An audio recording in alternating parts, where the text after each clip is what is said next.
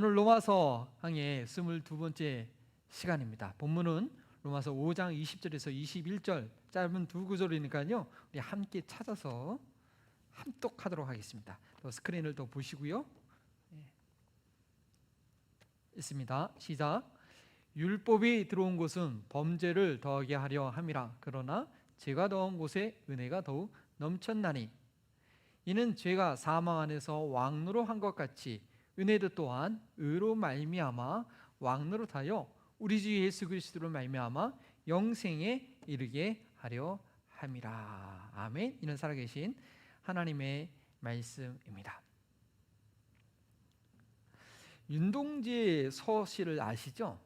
학창 시절에 애송 하셨을 것 같아요. 뭐 그렇지 않더라도 한두 구절 정도는 이 몇 소절 한번 들어보셨을 것 같습니다.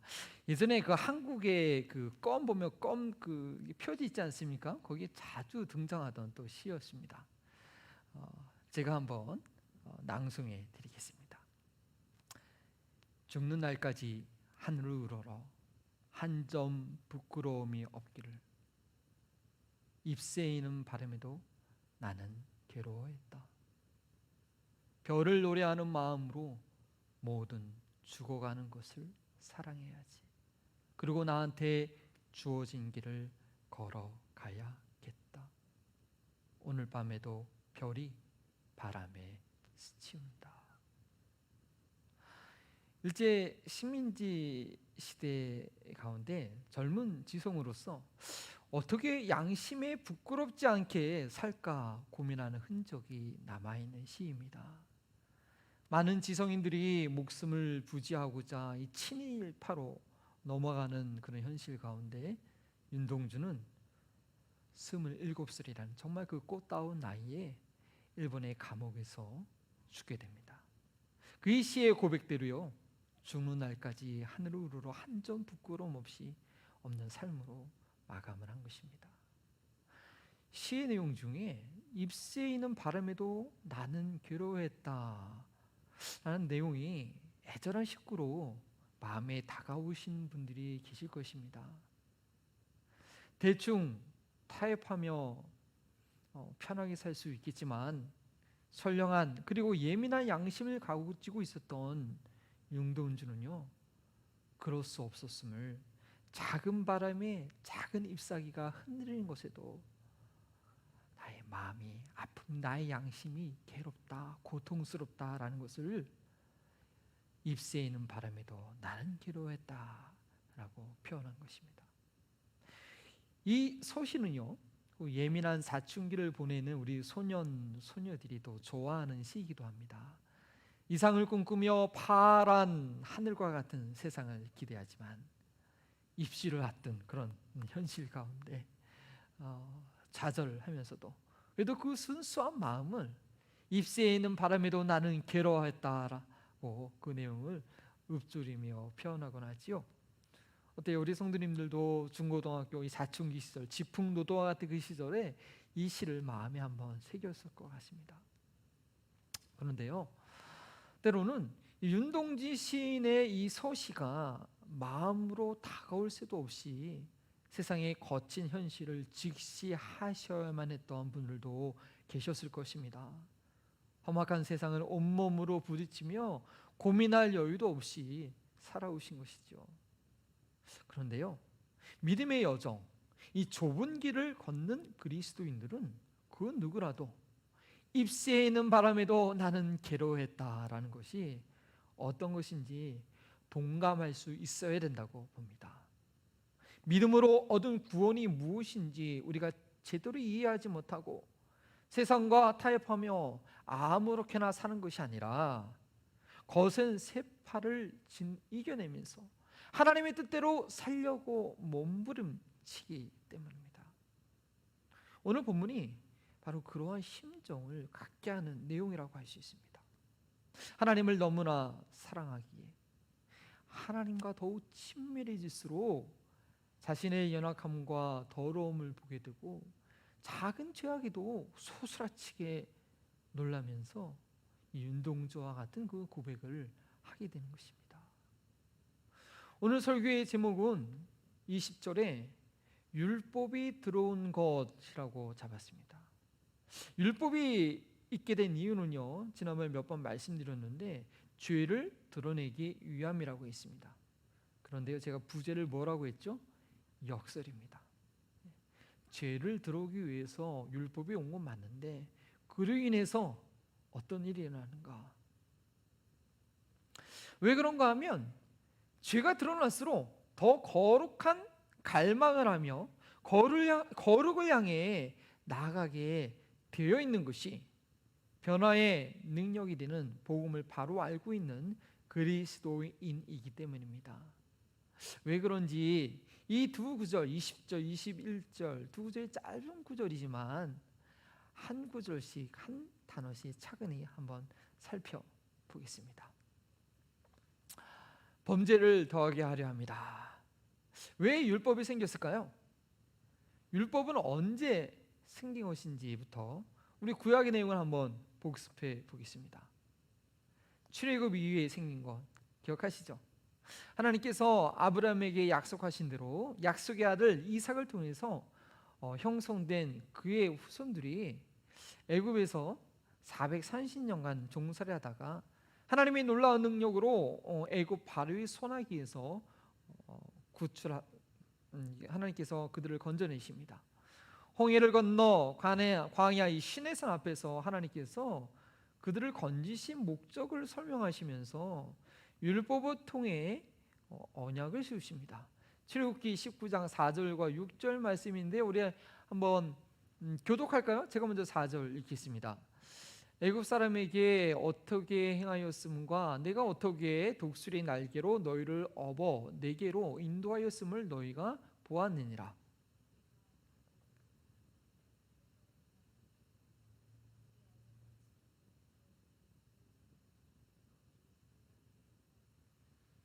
함께 읽겠습니다. 너희가 내게 대하여 대제사장 나라가 되며 거룩한 백성이 되리라. 너는 이 말을 이스라엘 자손에게 전할지니라.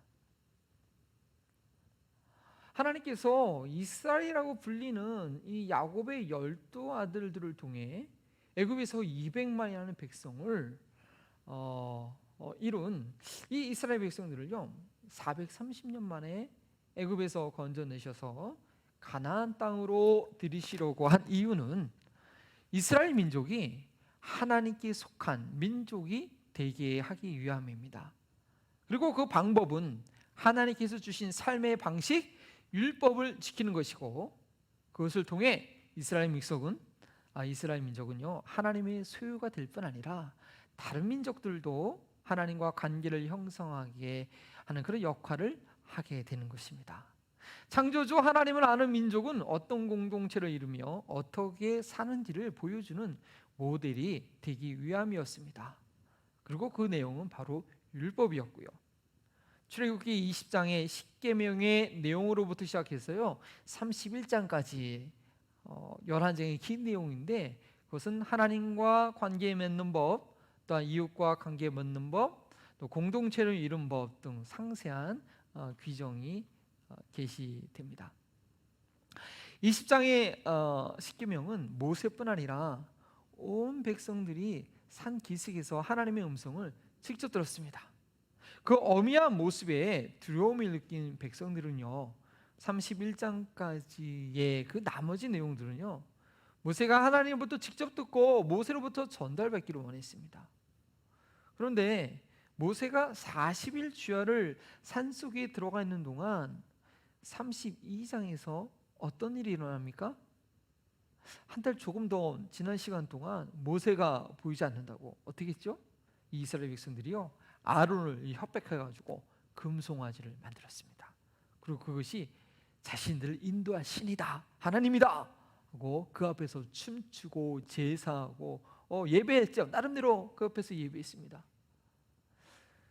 그러면 이들이 하나님을 어떤 형상의 모습으로 만들면 안 된다는 것을 몰라서 그렇게 했을까요? 아니죠. 제2계명 너를 위하여 새긴 우상을 만들지 말라는 내용을 직접 하나님의 육성으로 이스라엘 백성들 모세와 함께 직접 들었습니다. 그리고요 그 이후에 하나님께서 너희가 내 음성을 직접 들었으니까 나의 형상을 어떤 금이나 은으로 어떤 거에 비겨서 만들지 말라고 아주 신신당부를 하셨거든요. 그 얘기를 하고 하나님께서 그들의 요청대로 모세를 따로 불러들여서 하나님께서 모세에게 얘기하고 있는 그런 과정이었는데, 이 새로운 다른 그 추가적인 내용을 다 전달받기 전에 그 처음에 율법에서 가장 중요한 계명 1계명과 2계명을 바로 깨트려 버린 것입니다. 이것이 무엇을 의미합니까? 이후에 이스라엘 백성들의 모습을 구약 성경을 읽으신 분들은 잘 아실 것입니다. 애굽 생활 그 40년 그뿐만 아니라요, 가나안 땅에 들어가서도 물론 여호수아와 갈렙 같은 사람들이 있었지만 그 공동체가요, 그 가나안 땅에서 하나님의 말씀 그 율법대로 제대로 세워본 적이 없었습니다. 결국 그 율법의 내용대로 그 나라를 이루는데 실패하고 맙니다. 이게 처음에 시작하자마자 10계명의 그 내용을 실패했던 것처럼요, 저들의 마지막 모습도 결국은 바벨론의 포로로 끌려가고 예루살em 성전이 완전히 폐허가 되는 그런 결말을 얻게 되죠. 그리고 때가 참에 구원자 예수님께서 여자의 몸을 통해서 율법 아래 태어나셔서 율법의 요구를 완전히 이루는, 이스라엘 백성들이 실패한 그 일을 예수님을 통해서 율법의 그 요구를 완전히 이루는 그 구원의 역사를 이뤄내신 것입니다. 그것이 복음이고요, 저희는 이 로마서 말씀을 통해서 복음이 어떻게 율법의 요구를 완전히 성취했는지를 지금 이해해 가고 있습니다.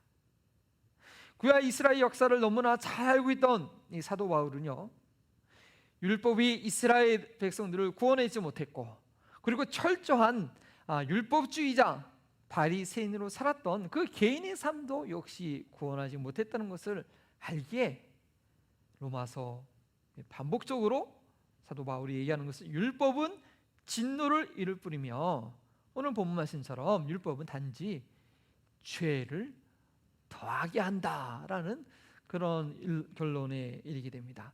여기 나와 있는 이 죄는요, 단수로 쓰여 있습니다. 그래서 아담이 지었던 그 죄와 똑같은 이면서 그 아담이 지었던 그 죄가 우리 안에서 더 아담 지은 것으로 끝나는 것이 아니라 우리 안에서 그것이 더 확장되어지고 더 분명한다는 것을 율법의 내용을 통해서 알게 되는 것이죠.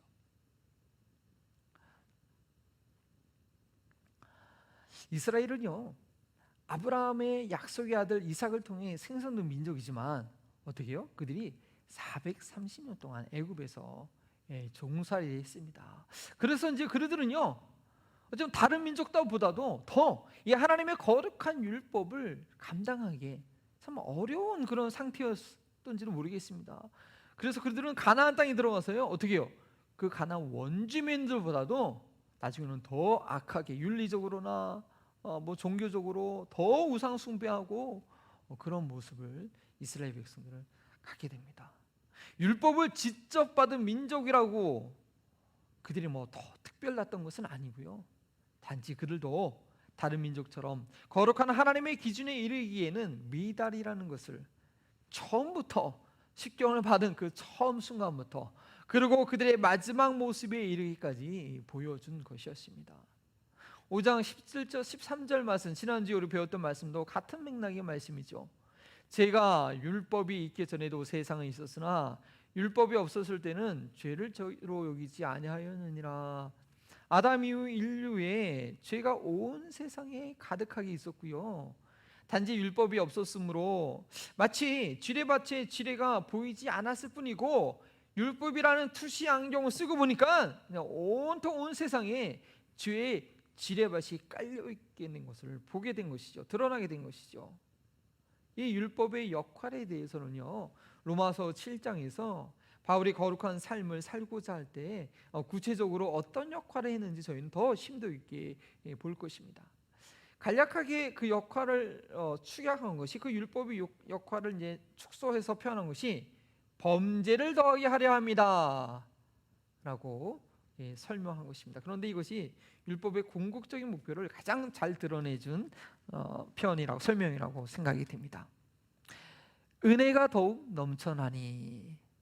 그런데 이 율법의 범죄를 더하게 하는 역할 가운데 어떠한 반전이 있는가 하냐면요, 어떠한 역설이 있는가 하냐면, 율법으로 인해 드러난 죄가 많으면 많을수록 그 죄를 덮는 해결하는 은혜도 더 늘어난다는 것입니다. 그러나 죄가 더한 곳에 은혜가 더욱 넘쳤나니, 이것이 예수 그리스도로 인하여, 이것은요 예수님으로 인하여서 은혜의 문이 열렸기 때문입니다. 수로가 닫혀 있으면요 저수지에 물이 아무리 많아도 필요한 곳에 물이 흘러가지 않지만, 수로가 열려 있으면 필요한 곳에 물은 언제든지 공급됩니다. 하나님의 은혜는 한이 없습니다. 우리 함께 찬양하지 않았습니까? 마르지 않는 샘이며 끝없는 저수지입니다. 수로가 열려 있기만 하면요 은혜의 강물은 끝없이 흐릅니다. 죄로 인해 말라 비틀어진 모든 영혼들을 적실 수가 있는 것입니다. 예수 그리스도 안에 있는 자는 은혜의 수로가 열린 자입니다. 하나님과의 관계에 있어서 그 막힘이 없는 것입니다. 어떠한 부족함이 있더라도, 어떠한 더러움이 있더라도 예수님을 믿는 그 믿음 때문에 하나님께서 자녀 삼아주시고, 당신의 자녀이기 때문에 안아주시고 그 얼굴빛을 비춰주십니다. 어떤 죄악이 드러난다고 할지라도요, 예수님 밖에 있는 영혼이라면, 예수님의 피로 가려진 영혼이 아니라면 그 죄로 인해 정죄와 심판이 그 위에 있게 되지만, 예수님을 믿고 의지하는 자라면 그 자신의 죄를 인정하고 고백하는 자에게는 그 모든 죄를 덮고 깨끗하게 씻는 하나님의 은혜가 제한 없이, 어떠한 죄라도 제한 없이 흘러가게 됩니다. 발견된 그 죄가 크면 클수록, 그 율법으로 인해서 깨닫게 된 그 죄가 크면 클수록, 그 악이 거대할수록 더 큰 은혜가 임하게 된다고 오늘 본문 20절은 증거하고 있습니다. 그뿐만 아니라 사도 요한은요, 요한일서 1장 9절에 그 근거가 되는 진리를 이렇게 말하지요. 우리 함께 읽겠습니다. 만일 우리가 우리 죄를 자복하면 그는 미쁘시고 의로우사 우리 죄를 사하시며 우리를 모든 불의에서 깨끗하게 하실 것이요. 다시 반복해서 말씀드리면요, 예수님 밖에 있는 자들에게는 그 드러나는 죄악이 뭐냐? 심판의 근거가 되지만, 예수님 안에 있는 자들에게는요 그 드러나는 죄악이 은혜 받을 근거가 된다는 것입니다. 드러나는 죄악마다 깨끗게 되는, 깨닫게 되는, 그 깨끗게 되는 게 아니라 그 깨닫게 되는 죄마다 주님께서 불쌍히 여기시고 그 죄악을 깨끗게 하시려는 하나님 은혜를 부어 주시는 것입니다.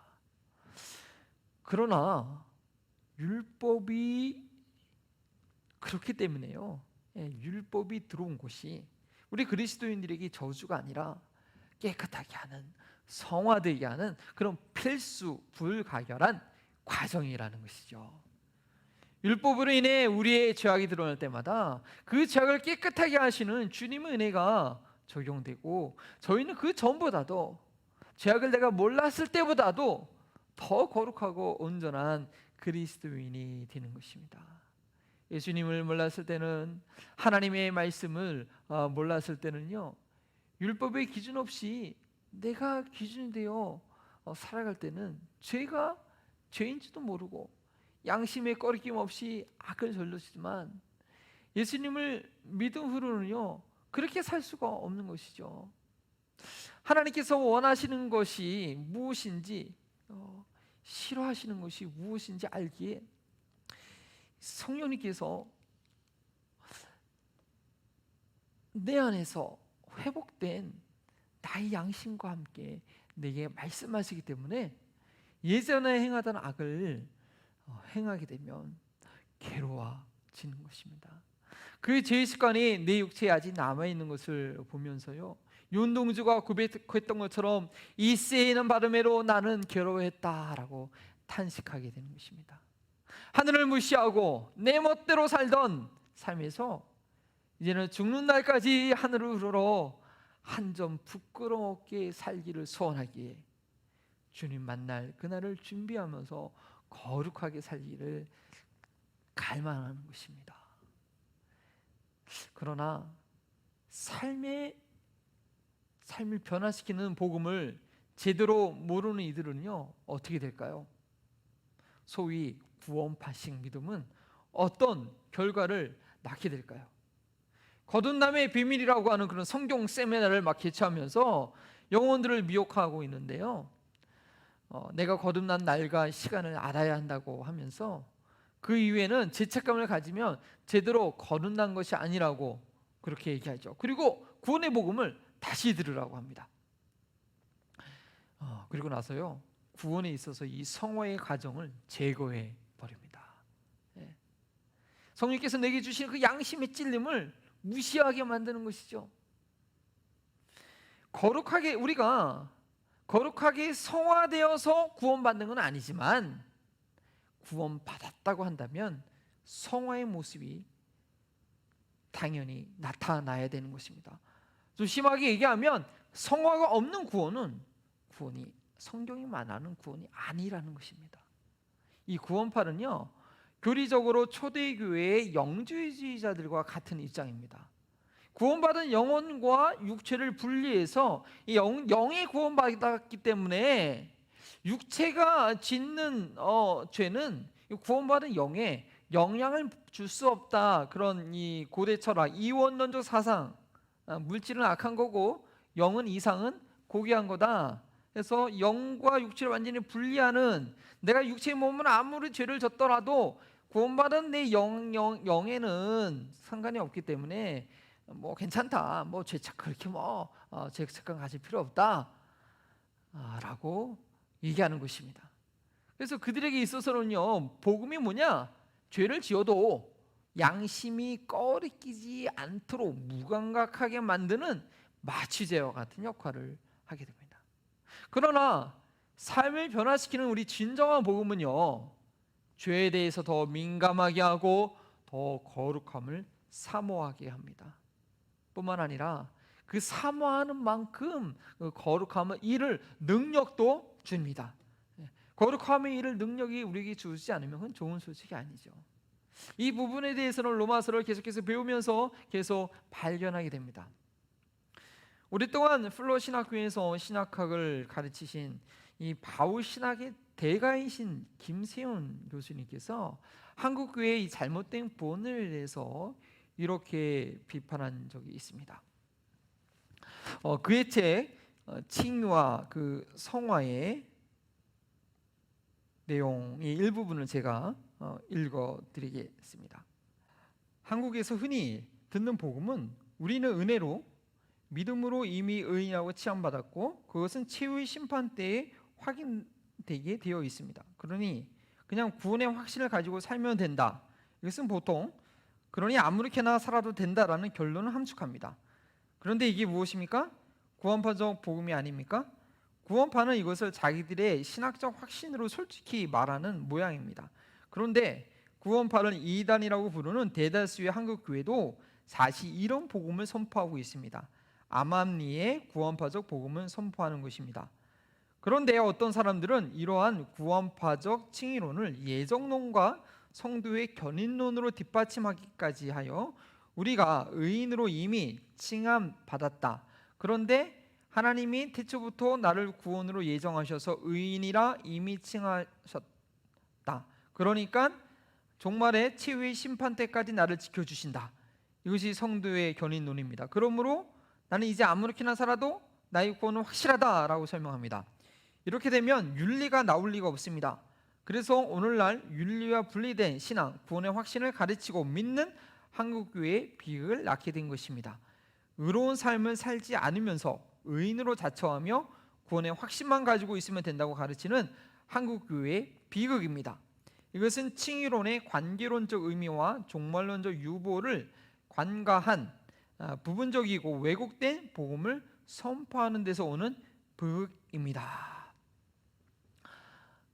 극단적인 표현이기는 하지만요, 삶이 없는 반쪽짜리 복음에 경각심을 갖게 하는 그런 내용입니다. 극단적인 예정론의 폐허도 지적을 했지요. 칼빈이 가르친 진정한 예정은요, 이 성화의 삶으로 확인된다고 칼빈이 직접 그렇게 얘기하고 있습니다. 구원받지 못한 이들은요, 죄책감이 없습니다. 죄를 짓고 있어도 그것이 죄인지 모르고, 혹 양심이 살아있을 때는 그 양심의 가책을 다른 것으로 무마시키죠.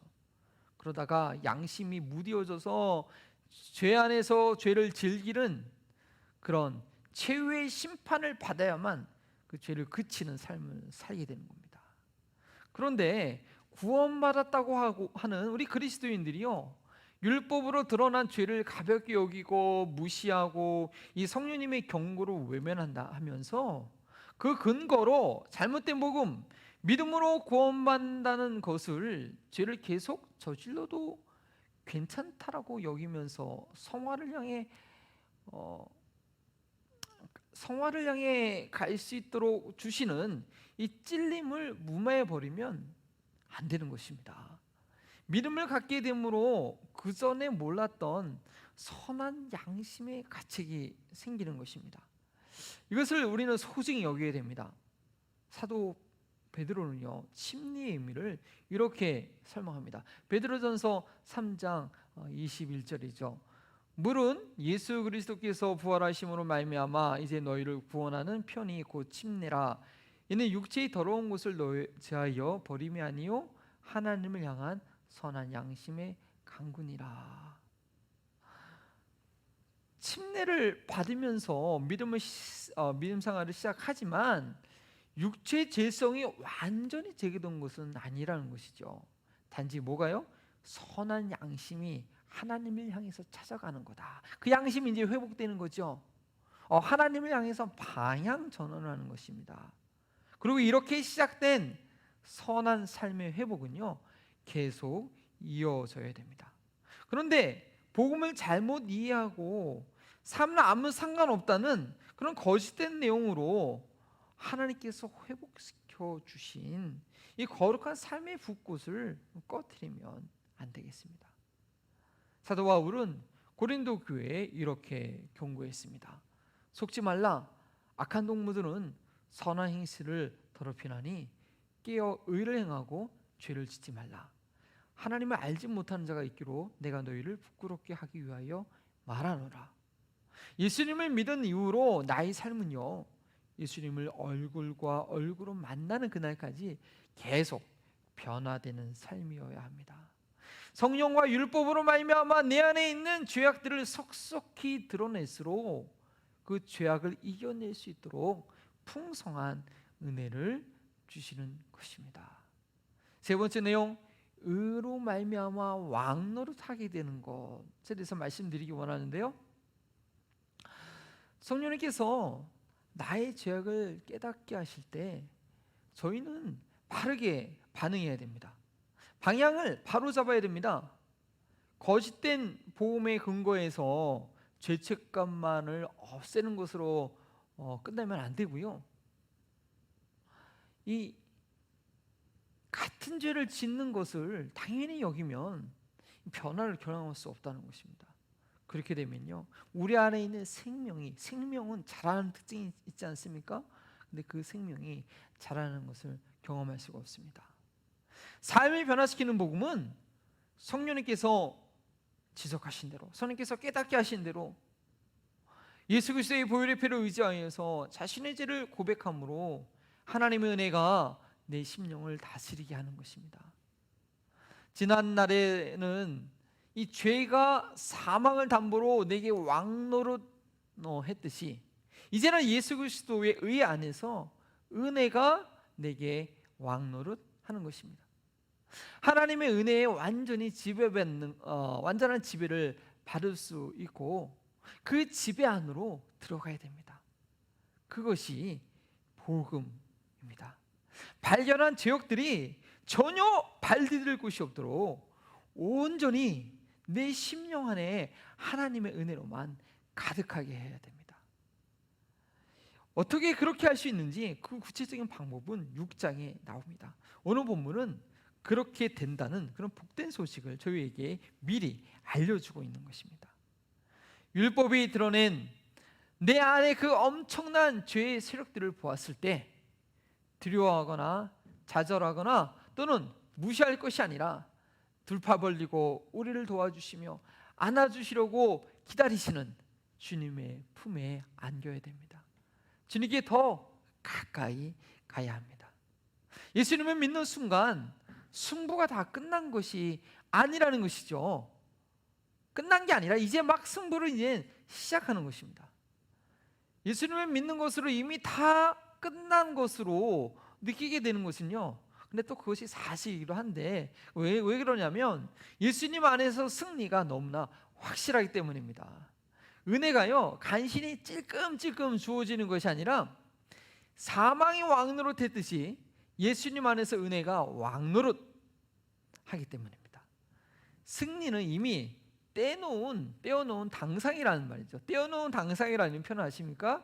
당상이라는 것은 이제 정 3품 이상의 그 벼슬인데 왕이 그 벼슬을 이렇게 미리 누구한테 예정인 날 놓으면은 다 되지 않습니까? 그래서 떼어놓은 당상이라고 하죠. 이것을 신학적 용어로는 이렇게 얘기합니다. Already but not yet. 이미 이루었으나 아직 성취되지 않은. 조선시대와 같이 우리 옛날에는요 집안 어르신들끼리 그런 경우가 있어요. 자녀들 이렇게 어르신들이 친하면 자기 자녀들이 이렇게 결혼을 부모님들이 미리 약속해야 하는 거죠. 그러면 어떻게 돼요? 그 자녀들은 이제 결혼 적령기가 되면은 그 이미 약속한 대상자와 반드시 결혼하게 되어 있습니다. 그런데 전제 조건은 한 가지가 있죠. 뭐죠? 아이들이 성장을 해야 됩니다. 애들이 성장하지 않고 만일에 이렇게 불의의 사고나 병으로 죽게 되면 결혼하고 싶어도 할 수가 없는 것이죠. 저희가 예수님을 믿었을 때 하나님의 자녀가 되어서 하나님과 함께 영원히 거하게 되는 것은요 떼어놓은 당상이라는 거죠. 그런데 이 땅 위에서 구원받은 영혼이 이 썩어질 육체 가운데 살아가는 삶을 맞춰야 하는 과정이 있다는 것입니다. 근데 그 과정이 너무 힘들죠. 그 과정은요 왜 힘드냐면 그 과정은 성령으로 인해 거룩한 하나님의 율법을 깨닫게 되고 알게 되고 그럼으로써 내 안에 있는 죄악이 드러나는 과정이라는 것입니다. 그리고 그 드러나는 죄악이 어떻게 해요? 하나님의 은혜로 해결되는 과정이 있다라는 것입니다. 따라서 저희는요 예수님 십자가 우편에 매달렸던 그 강도처럼 믿은 이후에 예수님을 주로 고백한 이후에 바로 죽어야 되는 그런 상황이 아니라고 한다면 육체 가운데 살아가면서 계속 직면하게 되는 이 죄악의 문제 가운데 하나님의 은혜가 왕노를 하도록 주님께 복종하는 삶이 우리 앞에 과제로 남아 있는 것입니다. 그 삶이 필요합니다. 그래서 저희는 주일마다 우리 공예배에 함께 참여하는 것이고 성경을 읽고 묵상하고 때로 암송하고 혼자 공부하는 것은 부족하니까 깨닫는 것이 부족하니까 또 성경 공부에 참여하는 것이 아닙니까? 근데 우리가 이러한 영적인 활동에 동참하는 것을 멈추어서는 안 됩니다. 하나님의 말씀으로 말미암아 내 안에 꼭꼭 숨겨있는 이 죄악이 드러나야 되는 것입니다. 근데 때로는 그 드러나는 것이 싫죠. 그 죄악을 직면하기가 괴롭죠. 그래서 그 거룩한 삶으로 나아가는 것을 포기하는 경우도 때로는 있는 것입니다. 왜요? 세상 재미를 놓기 싫은 거죠. 더 큰 그런 거 있잖아요. 더 은혜 받으면 하나님께서 나를 선교사로 부르실까봐 은혜 받기를 이렇게 싫어하는 그렇게 얘기하는 분도 한번 들어봤습니다. 그런데 아닙니다. 그 죄악과 싸우는 거, 그 죄의 문제 해결하는 거, 그거 내 힘으로 하는 거 아니라는 것이죠. 그건 율법주의죠. 그 죄가 드러나면 오늘 말씀에 의하면 어떻게 됩니까? 그 죄가 드러나면 그 죄를 제압하는 그 왕노하는 죄를 제압하는 주님의 은혜가 내 안에서 왕노릇해서 그 죄를 소멸시키고 이겨내는 기쁨과 환희를 느끼게 한다는 것입니다. 주님의 큰 은혜를 경험하기 원하신다면 내 삶 가운데 있는 죄악이 드러나는 것을 저희는 두려워하지 말아야 됩니다. 잎새에 이는 바람으로 괴로워하는 것처럼 저희는 우리 작은 죄에 민감할 수 있어야 됩니다. 예수님 믿는 순간, 예수님 믿는 그 순간 나는 앞으로 더 이상 죄를 안 짓는, 나는 죄를 짓지 않는다라고 자신할 사람 있습니까? 한 사람도 없죠. 예. 그렇게 한다는 것은요, 말씀을 모르기 때문에 내게 어떤 그 태어날 때 갖고 있는 그 본성, 성격적 어떤 결함이 있는지 깨닫지 못하는 것이죠. 예수님의 모습과 내가 얼마나 다른 상태에 있는지 단지 깨닫지 못할 뿐입니다. 따라서 우리가 예배 잘 드리다가 성경 공부 잘하다가 영적인 활동에 참여하다가 무슨 이유에든지 멈춰버린 분들이 계신다면 다시 돌아오셔야 됩니다. 그게 절대 편한 것이 아니라요, 여러분들의 생명 활동이 멈춰져 있는 상태라는 것입니다. 또한 10년이 지나도 20년이 지나도 하나님과의 그 관계가 그 간격이 그대로인 것 같이 느껴진다면 그것은요, 내가 은혜가 나를 지배하는 삶이 아니다라는 것입니다.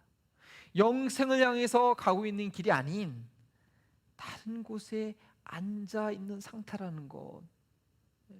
수년이 지나도 나의 믿음이 그 자리에 있다는 것은 하나님의 은혜가 나를 지배하는 것이 아니라 다른 길에 지금 앉아 있는 것입니다. 그 자리에 그냥 있으면 안 됩니다. 깨어 일어나야 됩니다. 21절은 어떻게 마무리합니까? 예수 그리스도로 말미암아 영생에 이르게 하려 함이라. 은혜가 왕노릇하는 삶의 결과 영원한 생명에 들어가는 것입니다. 제가 왕노릇하는 삶은 영생과는 거리가 멉니다. 율법이 들어온 것은요, 20절에 범죄를 더하게 하려 함이라고 이렇게 우리 본문이 시작했지만 뭐죠? 죄가 있는 곳에 그 죄와 비교할 수 없는 더 풍성한 은혜가 있는 것은 예수 그리스도 안에 있는 자들에게는 그 드러나는 죄악이 사망이 왕노릇하게 하는 것이 아니라 도리어 은혜가 왕노릇하게 하기 때문입니다. 그래서 복음을 바로 알고 믿는 그리스도인들은요, 말씀을 통해 성령께서 내게 지적하시는 그런 작은 죄악에 대해서 괴로워하면서 하나님의 은혜를 구합니다. 내 힘으로는 어떻게 할 수 없기에 예수 그리스도의 의에 의지하여 하나님께 나아가길 힘씁니다. 그것이 예수 그리스도로 말미암아 영생에 이르게 하는 것입니다. 예수를 믿고 아무 변화 없이 결코 가만히 있을 수 없는 것입니다. 아무리 믿음 생활을 오래 했더라도요, 변화는 맺힐 수 없습니다. 죽는 그 순간까지 영적인 생명이 있기에 성장과 변화는 계속됩니다. 예수의 생명이 왕노릇하기 때문입니다. 이 말씀을 한 주간 우리가 어떻게 적용할 수 있겠습니까? 하나님의 은혜가 내 삶 가운데 왕노릇해야 됩니다. 그런데요, 그것은 역설적으로 뭐냐? 내 안에 죄악이 드러날 때라는 것이죠. 고단한 하루의 삶을 마치기 전에 잠시 주님 앞에 머무는 시간을 한번 가져보십시오. 오늘 하루의 삶 가운데 내 안에 어떤 악이 있었는지를 한번 생각해 보십시오. 아무 악이 발견되지 못하는 것이 은혜가 아닙니다. 그게 은혜가 아니에요. 주님을 알지 못했을 때는 악인지 몰랐는데 오늘 하루 주님의 거룩한 성품을 배웠다면 그렇지 못한 나의 모습으로 인해 괴로워할 수 있어야 합니다. 잠들길 전에 통회하는 심령마다 주님께서 은혜 가운데 안식하시도록 담잠을 주실 것입니다. 아침에 눈에 뜰 때는 어제와는 다른 영혼이 되게 하실 것입니다. 변화를 시작하는 하루가 되게 하실 것입니다. 우리 한마음 버린 동교회 성도님들이 이 삶을 변화시키는 복음을 바로 알고 경험으로 날마다 새로워지는 우리가 그래서 한 주 매주 만날 때마다 날마다 새로움을 느끼는 그런 저희가 될 수 있기를 원합니다. 이제 저희가 한 뭐 세 달, 몇 달 만에 다시 만나게 될지 모르는데, 와, 정말 많이 달라졌다. 정말 더 그 예수님의 그 성품이 느껴진다. 서로를 향해서 이렇게 축복할 수 있는 그런 만남을 할 수 있도록 우리 나머지 기간들 주님의 은혜를 바라고 소원하고 갈망하는 저희들 되기 원합니다. 그런 소원을 가지고 우리 찬양합니다. 원하고 바라고 기도합니다. 이 세상에 살아가는 동안에 나의 힘을 의지할 수 없으니 기도하고 하지 말 것은 주께서 소망이 되심이라. 하나님의 꿈이 나의 비전이 되고 예수님의 성품이 나의 인격이 되고 주님의 권능이 나의 능력이 되길 원하고 바라고 기도합니다. 주의 길을 걸어가는 동안에 주의 길을 걸어가는 동안에 세상 의지할 수 없으니 사고 낙심하지 말고 주께서 참 기쁨이 되심이라. 하나님의 꿈이 나의 비전이 되고 예수님의 꿈이 나의 인격이 되고 성령님의 권능이 나의 능력 되기를 원하고 바라고 기도합니다. 하나님의 꿈이 나의 비전이 되고 예수님의 성품이 나의 인격이 되고 성령님의 권능이 나의 능력이 되길 원하고 바라고 기도합니다. 원하고 바라고 기도합니다. 원하고 바라고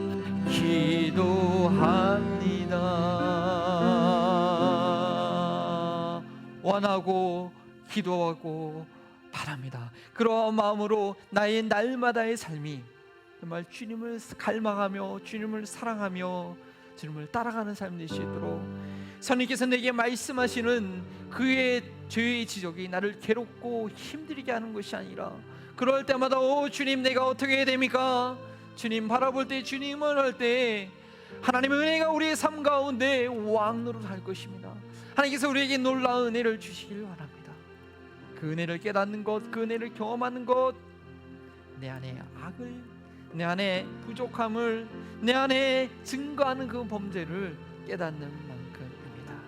이번 한 주간 말씀드린 대로 하루의 삶을 마치기 전에 내가 주님 앞에 부족했던 것 돌아보고 생각하고 고백하는 그런 삶이 될 수 있도록 우리 함께 기도합니다. 아버지 하나님 감사합니다. 참으로 주님께서 우리에게 놀라운 은혜를 하나님의 그 은혜가 우리 가운데 하나님 왕처럼 지배하는 그 은혜의 삶으로 우리를 부르셨는지 압니다. 하나님 그러나 그것은 우리가 하나님의 말씀을 무시하고 율법을 거부하는 것이 아니라 하나님 그 율법이 나의 죄를 지적하고 성령께서 나의 부족함을 말씀하실 때마다 내 심령을 내 영혼을 괴롭게 할 때마다 하나님 내가 낙심하고 찾아오는 것이 아니라 우리 주님 바라볼 때 우리 주님 은혜 우리 주님 주님을 의지할 때 하나님 그 무엇보다도 막을 수 없는 하나님의 놀라운 은혜가, 하나님 놀라운 강물 같은 그 은혜가 하나님 나를 지배하고 나를 새롭게 하고 나를 변화시켜 주며 싸우니, 이번 한 주간의 삶도 하나님 나의 연약함에 철저히 무너지는 경험을 하게 하시고 나의 약함을 철저히 발견하는 한 주간 삶 되게 하여 주시옵시고, 하나님 그 모습으로 주 앞에 나아갈 때 그렇게 괴로워하며 고통스러워하며 하나님 신음하며 잠들 때, 그 다음날 아침에 눈을 깰 때 하나님께서 나의 심령을 새롭게 하며 새로운 변화된 삶으로 하나님의 은혜로 내게 가득 채워주심을 하나님 경험하는 이 한 주간의 삶 될 수 있도록, 그것이 우리의 삶의 습관이요 믿음의 습관이 될 수 있도록 주님 인도하여 주시옵소서. 주님 붙들어 주시옵소서.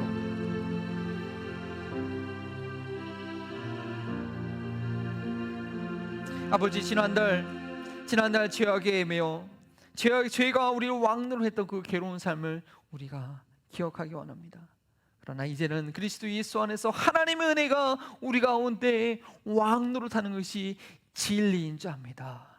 그러나 그 하나님의 은혜가 내 안에 왕노릇하기 위해서는 나의 연약함을, 나의 악함을 볼 수 있어야 되고 깨달을 수 있어야 되고 주님 앞에 자복할 수 있어야겠사오니, 아버지 이번 한 주간의 생각 가운데도 새벽에 주님께서 내게 말씀하실 때, 말씀 묵상할 때, 또 주의 말씀을 읽을 때 성령께서 주는 그 샘의 음성을 놓치지 않고, 주님 그렇습니다, 나에게 이런 악이 있습니다, 나에게 이런 교만이 있습니다, 나에게 이런 악함이 있습니다, 나에게 이런 어리석음이 있습니다 라고 주 앞에 고백할 수 있는 저희가 되게 하시고, 그것이 우리 평생의 믿음의 습관이 될 수 있도록 도와주셔서, 나는 모른다 할지라도 나의 모습이 하루하루 한 달 한 달 매년 주님과 같은 주님을 닮아가는 모습이 되게 하여 주시기 원합니다. 그래함으로 인하여서 주님을 알지 못한 영혼들을 만났을 때에 나의 입술의 말 이상으로 나의 모습으로 인하여 그들이 예수님을 경험하고 알게 되는 그런 은혜, 예수님을 닮고 예수님을 닮게 하는 우리 한마음 버리통 교회와 우리 모든 가족들 되게 하여 주시옵소서. 돈은 재물은 모든 만악의 악이라고 주님께서 말씀하셨는데, 그 악을 우리가 품지 않고 이 시간 주님께 맡겨드립니다. 감사함으로, 또 11조로, 선교헌금으로, 구제헌금으로 주님께 맡겨드립니다.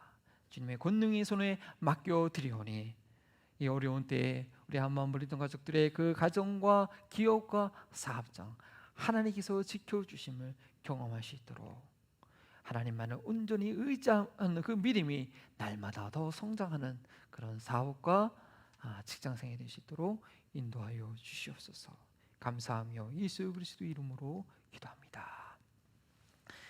이제는 우리가 더욱더 사모하고 사랑하는 예수 그리스도의 은혜와 예수님 안에서 우리에게 풍성한 은혜를 아낌없이 주시는 하나님의 사랑하심과 날마다 나의 연약함을 보게 하시고 깨닫게 하실 뿐 아니라 하나님의 은혜가 우리 가운데 넘쳐나도록 왕노릇하도록 역사하시는 성령님의 교제하심이, 힘들고 어렵더라도 고통스러우고 괴롭더라도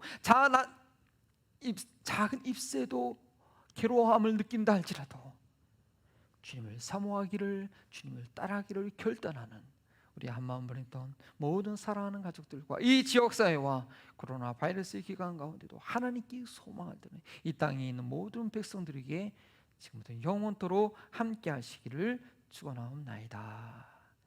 아멘.